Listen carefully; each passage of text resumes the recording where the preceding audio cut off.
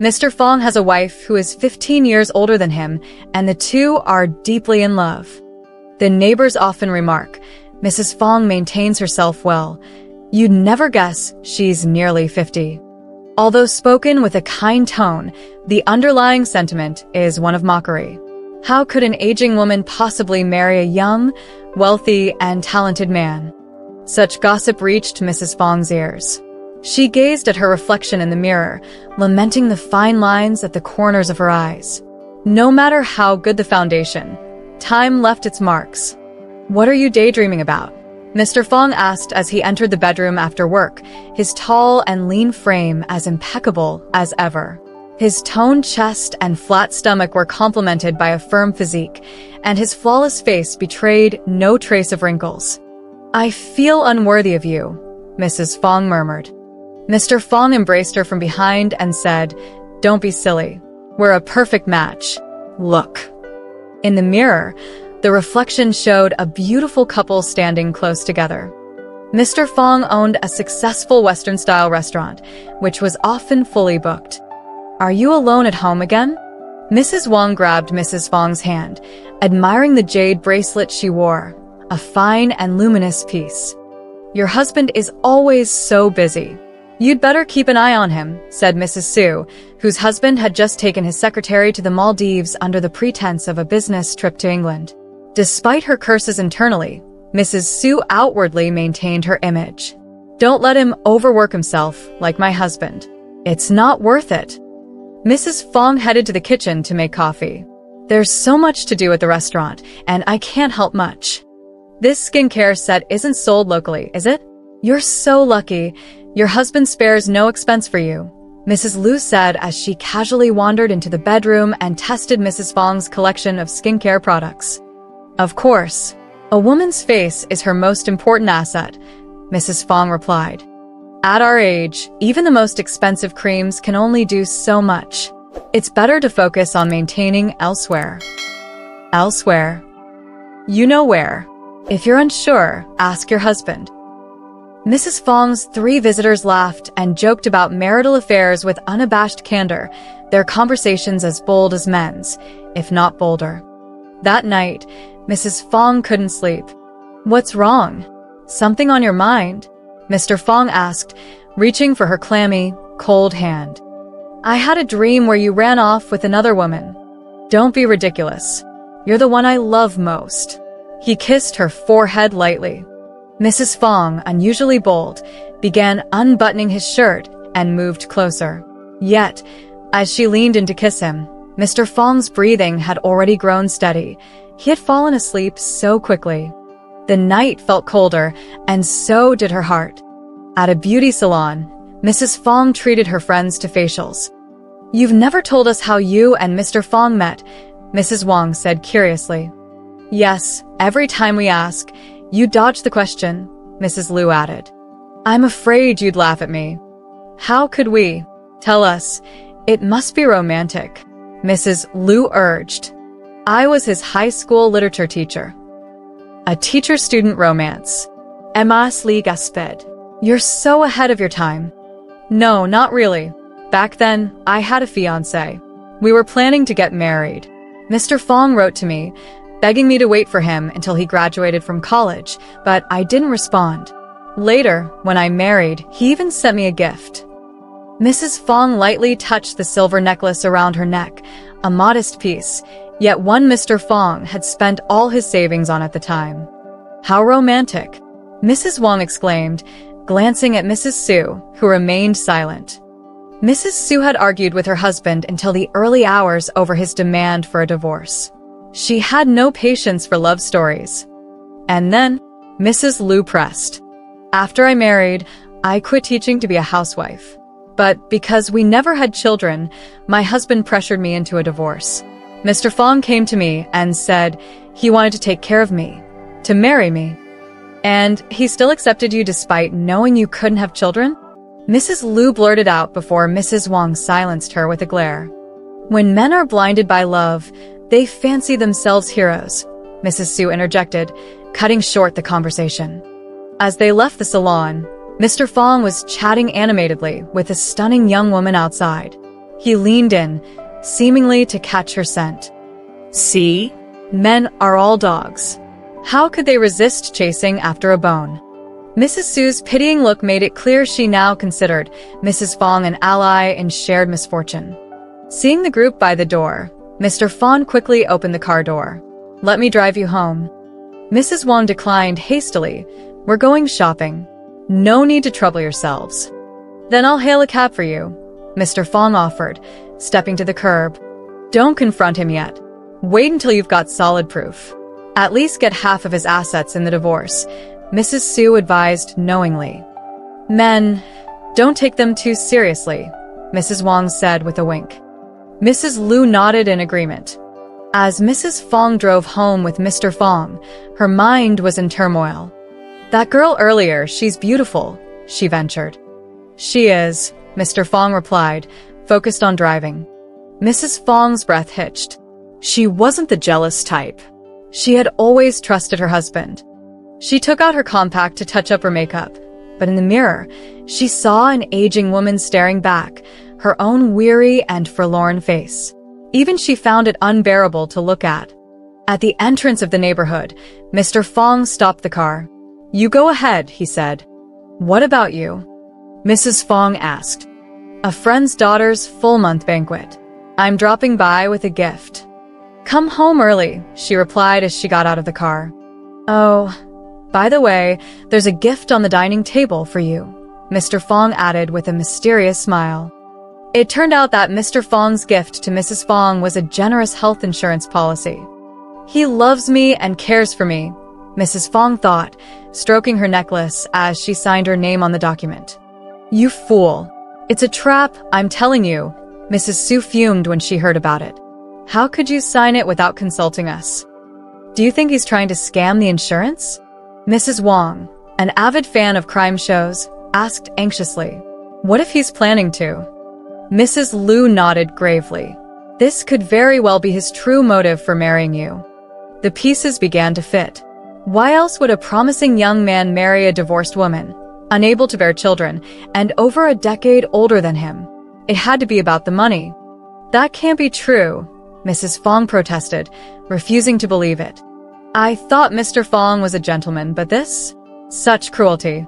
Mrs. Sue exclaimed, her own frustrations with her husband momentarily overshadowed by Mrs. Fong's predicament. The better he treats you now, the less suspicious it'll look when something happens, Mrs. Wong pointed out, practically itching to spread the juicy gossip.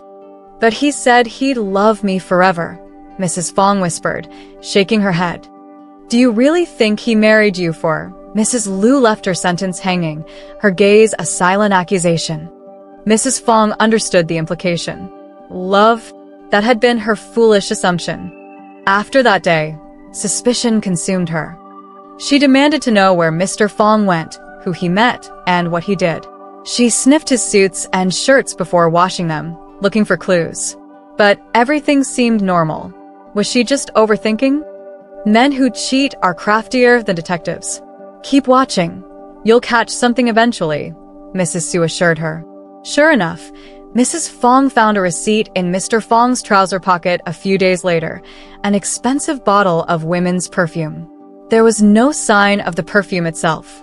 The hunt for evidence became her sole focus, eclipsing her grief. One night, Mr. Fong awoke in a daze, only to see a ghostly figure looming by the bed, a woman with disheveled hair. A ghost, he wanted to scream but couldn't. His body was frozen, paralyzed. The ghost raised her head. It was Mrs. Fong, her eyes swollen from crying. She held his phone in her trembling hand. What's this? She demanded, pointing to the screen. It was a booking confirmation for the city's most expensive restaurant, dinner for two and a suite at a luxury hotel. Mr. Fong tried to speak, to explain, but his limbs felt leaden and his vision blurred. He was sinking. You promised me. Why would you lie? Mrs. Fong's sobs grew louder. Mr. Fong fought to stay conscious, but couldn't. His eyes closed as Mrs. Fong cupped his face. You can stop loving me, but you cannot deceive me, she whispered. Mr. Fong didn't respond. Near the neighborhood's rock garden, a group of housewives chatted. It's been days since anyone saw Mr. or Mrs. Fong, one woman remarked. My husband said Mr. Fong hasn't been to the restaurant lately. Even the staff are looking for him, Mrs. Wong chimed in. Maybe they had a falling out, Mrs. Liu speculated, noticing a familiar figure approaching. Well, she'll end up losing everything, Mrs. Su, fresh from a lucrative divorce, said smugly. Mrs. Fong, what happened to you?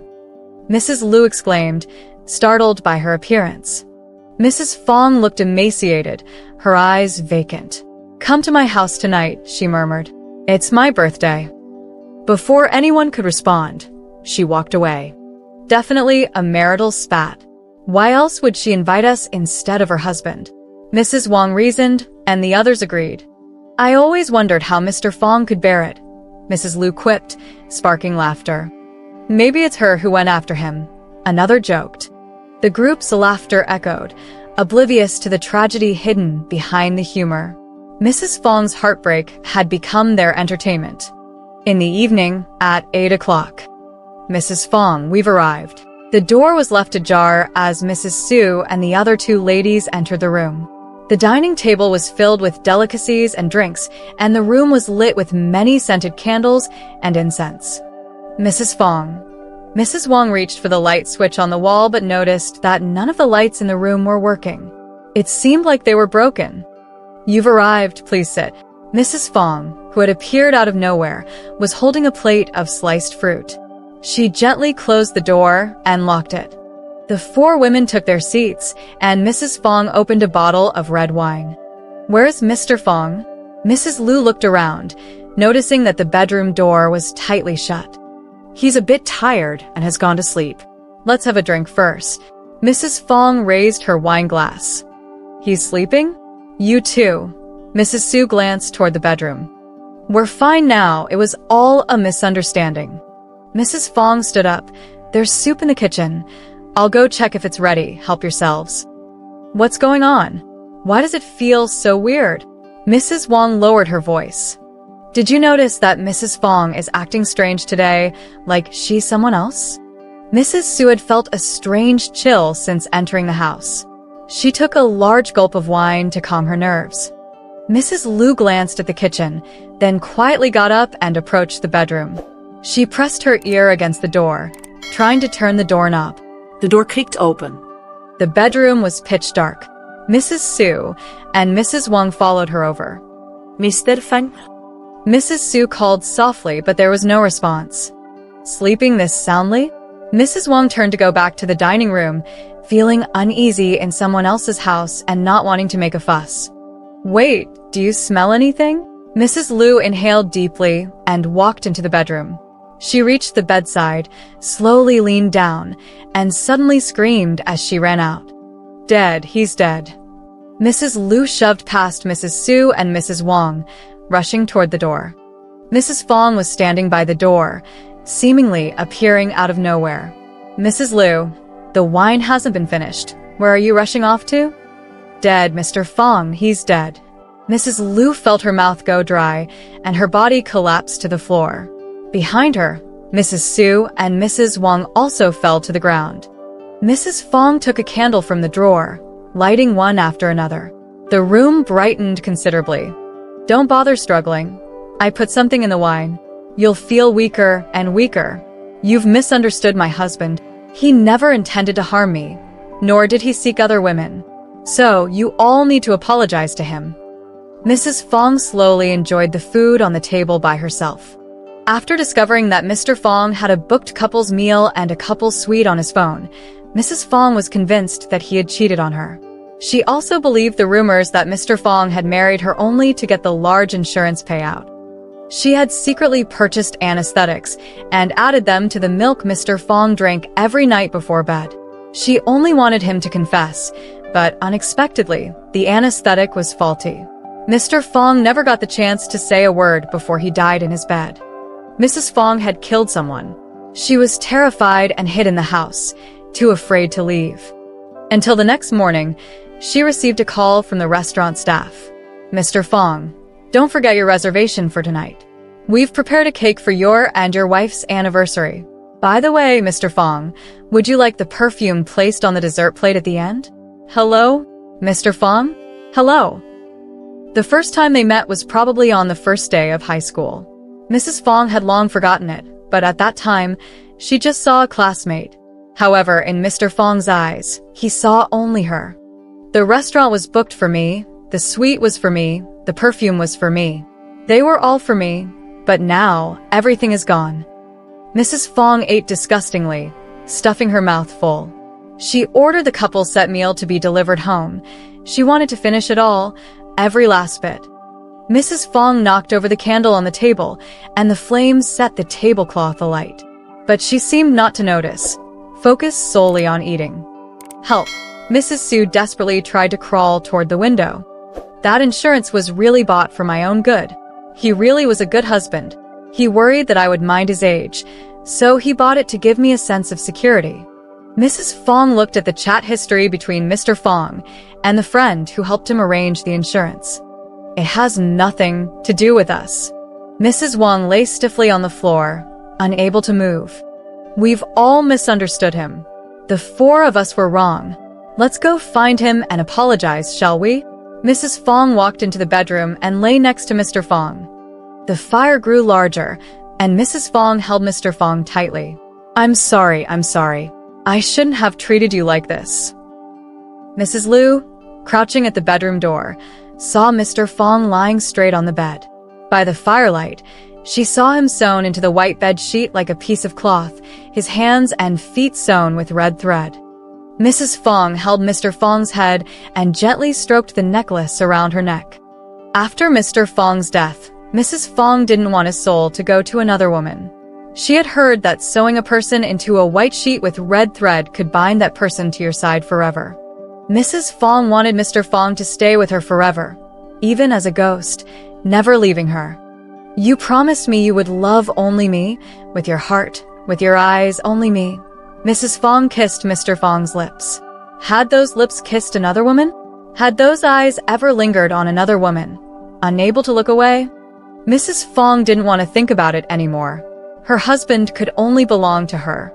On the bed in the bedroom, Mr. Fong's eyes and mouth were sewn shut with red thread. Mrs. Liu only saw it once and fainted from shock.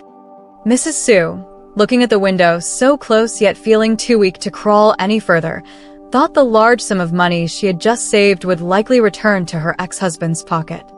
Mrs. Wong regretted gossiping about the wrong person. It turned out that Mr. Fong was the victim all along. After the fire at the Fong residence, none of the 5 people inside survived. New gossip began circulating in the neighborhood. I heard Mr. Fong was having an affair with Mrs. Wong, and when Mrs. Fong found out, he couldn't take it and ended it all with them. No, I think it was with Mrs. Su. You've seen how Mrs. Su behaves when Mr. Fong is around. I think it was with Mrs. Liu. She's always talking about Mr. Fong, this and that. This person is really hard to judge. We used to think Mr. Fong was a good husband, a nice guy, but it turns out he was just a sneaky, lustful man. All men are the same. 9 out of 10 men are perverts, and the 10th one is just thinking about it.